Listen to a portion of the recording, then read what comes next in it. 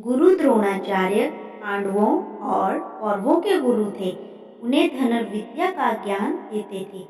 एक दिन एकलव्य, जो कि एक गरीब शूद्र परिवार से थे, द्रोणाचार्य के पास गए और बोले कि गुरुदेव, मुझे भी धनुर्विद्या का ज्ञान प्राप्त करना है।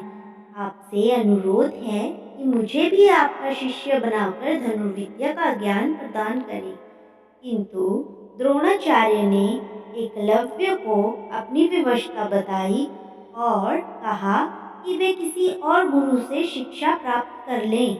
ये सुनकर एकलव्य वहां से चले गए।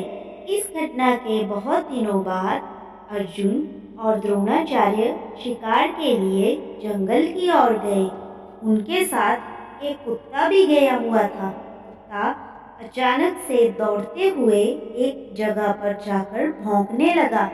वे काफी देर तक भौंकता रहा और फिर अचानक ही भौंकना बंद कर दिया। अर्जुन और गुरुदेव को ये कुछ अजीब लगा और वे उस स्थान की ओर बढ़ गए जहां से कुत्ते के भौंकने की आवाज आ रही थी। उन्होंने वहां जाकर जो देखा वो एक अविश्वसनीय घटना थी। किसी ने कुत्ते को बिना चोट पहुंचाए उसका मुंह तीरों के माध्यम से बंद कर दिया था और वह चाहकर भी नहीं भौंक सकता था।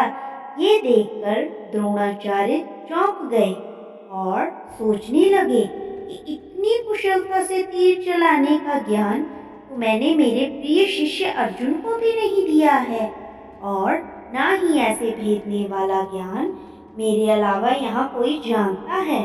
तो फिर ऐसी अविश्वसनीय घटना कैसे घटी? तभी सामने से एकलव्य अपने हाथ में तीर कमान पकड़े आ रहा था। ये देखकर तो गुरुदेव और भी चौंक गए। द्रोणाचार्य ने एकलव्य से पूछा, बेटा, तुमने ये कब कैसे कर दिया?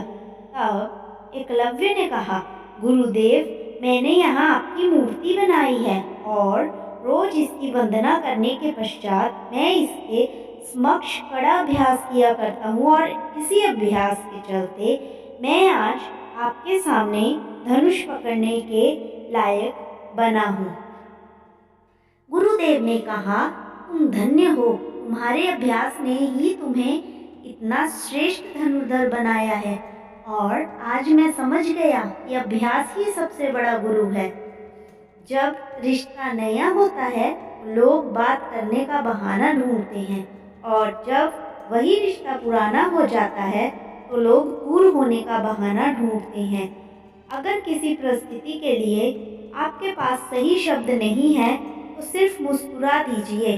शब्द उलझा सकते हैं पर मुस्कुराहट हमेशा काम कर जाती है। धन्यवाद मित्रों।